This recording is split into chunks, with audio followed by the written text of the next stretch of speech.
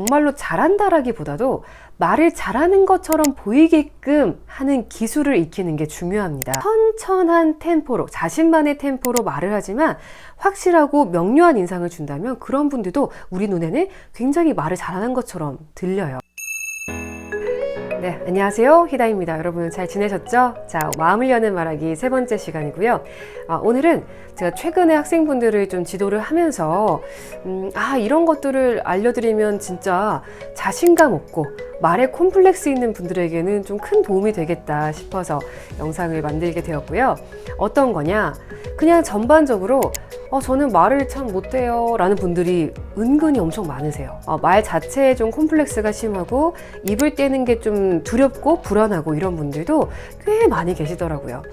자, 근데 그럴 때 기억해야 될 건 뭐냐면요, 말을 정말로 잘한다라기보다도 말을 잘하는 것처럼 보이게끔 하는 기술을 익히는 게 중요합니다. 근데 이거는 굉장히 작은 것 하나에도 큰 차이가 생겨요. 예를 들어서 종결어미를 네, 저는 음악을 좋아합니다. 이거랑 네, 저는 음악을 좋아합니다. 끝까지 힘만 줬을 뿐인데 굉장히 이미지가 달라지죠. 그리고 네, 저는 아무래도 좋아하는 게 음악인 것 같아요. 이거랑 저는요, 좋아하는 건 음악입니다. 이렇게 해도 질질 끄는 것도 좀 비슷하고 뭐 딱히 내용이 없는 것도 똑같은데 또 다른 인상을 준단 말이에요. 그래서 좀 사소한 디테일들을 좀 잡아서 먼저 말을 잘하는 것처럼 보이게 해서 자신감을 좀 기르는 게 필요합니다. 그 후에 이제 뭐 어휘력 훈련도 하고, 그쵸? 책도 많이 읽으시고 스피치도 따라 낭독해 보시고 시도잉도 하고 이런 훈련들이 이제 병행이 되면은 정말로 말을 잘하는 화자가 될 수가 있는 거죠. 자, 그래서 오늘의 주제는 말을 잘하는 것처럼 보이게 하는 법이라고 볼 수가 있겠어요. 한 서너 가지를 준비했는데 다 연결이 되어 있습니다. 첫 번째로는 미과일식이 아니라 두과일식으로 말하는 겁니다. 특히 우리가 글을 쓰거나 글을 읽을 때는 사실 핵심이 문단 제일 끝에 가도 되고요, 문장이 길어도 되고 수식을 해도 되고 상관이 없어요. 그게 또 하나의 어떤 문학성이 되고 예술성이 될 수가 있는데, 우리 말이라는 건 어때요? 어떤 순간에만 존재하고 휘발이 됩니다. 그래서 그때그때 잘 들리게끔 말하는 게 중요하기 때문에 핵심을 너무 뒤로 가서 질질 끌면서 뱅뱅 돌린다기보다는 확실하게 말하는 게 굉장히 중요합니다. 그래서 이런 거죠. 취미로 뭐 하세요? 라고 물었는데, 평소에 심심하면 노래도 좀 부르고, 또 헬스장도 가고, 이런 식으로 하는 게 아니라, 자, 이렇게 하는 거예요. 그냥 좋아하는 거 취미요? 저는 노래 좋아합니다 라고 말을 하는 거죠. 이때 포인트는 느끼셨는지 모르겠는데 단문, 짧은 문장으로 말해야 돼요. 그러니까 복문이라는 거는 제가 어쩌고 저쩌고 해서 저쩌고 하고 어쩌고 하고 이렇게 문장 종결이 안 되는 거거든요. 여러 문장들이 이제 복수로 나오는 거고, 단문은 그냥 딱 끝나는 거예요. 저는 노래 좋아합니다. 왜냐하면 뭐뭐이기 때문입니다. 그래서 그렇게 합니다. 그래서 어땠습니다. 이렇게 딱딱딱 끊어서 말을 하는 습관이 들여야 되고요. 그렇게 되다 보면은 좀 더 명료한 인상을 줄 수가 있습니다. 자, 근데 아마 이쯤 이런 생각하실 것 같아요. 아니, 바로 말이 잘 안 나와서 머뭇거리는 건데 어떻게 핵심부터 말을 하나. 네, 아주 좋은 지적이고요. 자, 근데 이 부분을 우리가 보완할 수 있어요.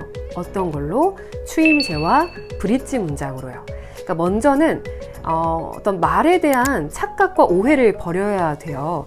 우리가 말을 잘한다라고 생각하면은 뭔가 하나의 이미지가 주로 떠오르죠. 방송인이라든지 달변가, 강사 중에서도 말을 막 재밌게 하고 막 쥐었다 폈다 하는 밀당하는 그런 분들을 떠올리실 텐데, 꼭 그런 것만은 아닙니다. 말을 잘하는 게 정말 딱 누르면 바로 나오는 그런 순발력 있고 재치가 넘치는 그런 달변가형도 있지만, 오히려 뭐라고 생각하세요? 하면은 저는 성실성이라고 생각합니다. 이렇게 천천한 템포로, 자신만의 템포로 말을 하지만 확실하고 명료한 인상을 준다면 그런 분들도 우리 눈에는 굉장히 말을 잘하는 것처럼 들려요. 그러니까 중요한 거는 딱 눌렀을 때 바로 답해야 되는데 이런 압박을 가지면 안 된다는 거예요.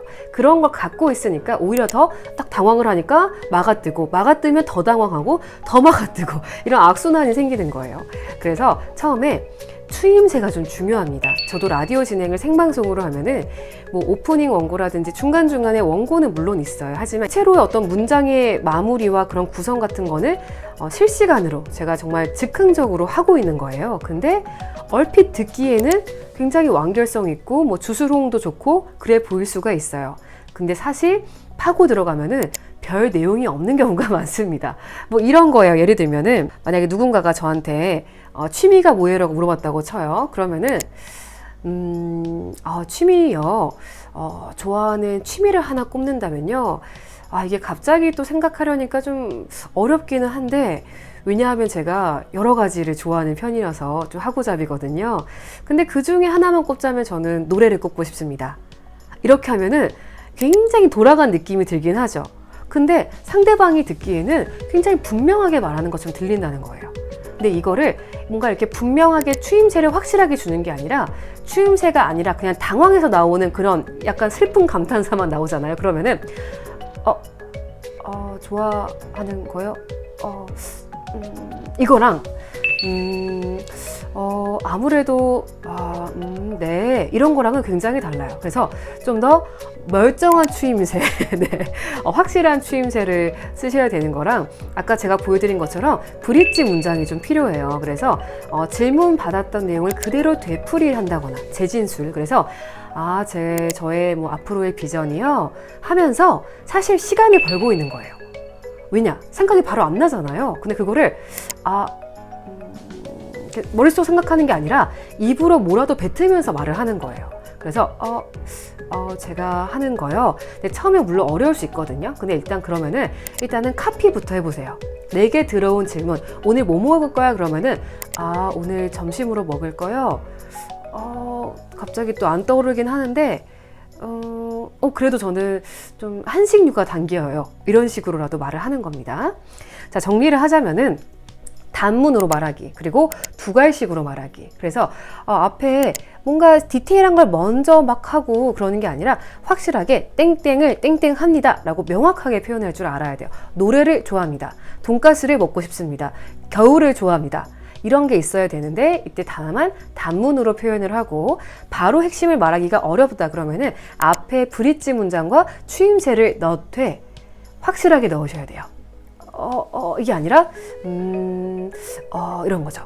저는 심지어 라디오 DJ 중에 정말 좋아했던 분이 계셨는데요. 지금은 퇴사를 하셨지만 이주연 아나운서가 계셨는데, 이주연 아나운서가 영화 음악 프로그램을 오래 하셨거든요. 저는 이주연 아나운서의 하는 추임새가 너무 듣기가 좋았어요. 그러니까 오히려 이게 딱 넣었을 때 막 뭔가 말하기를 망치는 요소가 아니라는 거죠. 너무 자연스러운 말하기의 어떤 요소가 되는 거고, 오히려 너무 주스러움을 똑같이 완벽하게 바로 가버리면은 좀 더 인간미가 없기도 하고 약간 AI 같은 느낌이 들 수가 있어요. 예를 들어서 취미가 뭐예요?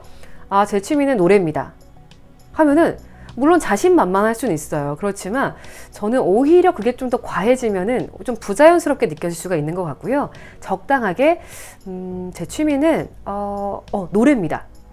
노래인 것 같아요. 뭐뭐인 것 같아요까지는 허용입니다. 사실 없이 쓰면 더 좋기는 해요. 그렇지만 아무래도 우리가 또 이 한국인으로서 오랫동안 뭐 직설적으로 말하는 것보다는 조금은 돌려서 조금은 겸손하게 말하는 게 익숙하다 보니까 뭐뭐 한 것 같아요 라면서 약간 유보하는 듯한 이런 화법은 어쩔 수 없는 것 같아요. 근데 이런 걸 쓰되 다만 종결어미 부분을 저는 노래 좋아하는 것 같아요. 이게 아니라 저는 노래 좋아하는 것 같아요 라고 끝까지 힘있게 말하기, 요거를 기억하시면 됩니다. 자, 그러면 하나 실습을 해보자면은, 인생에서 가장 중요한 게 뭐라고 생각하세요? 라고 누가 물었다고 쳐요. 근데 사실 굉장히 어려운 질문이에요. 그러면은 딱 듣고 이게 아니라 인생에서 가장 중요한 거요?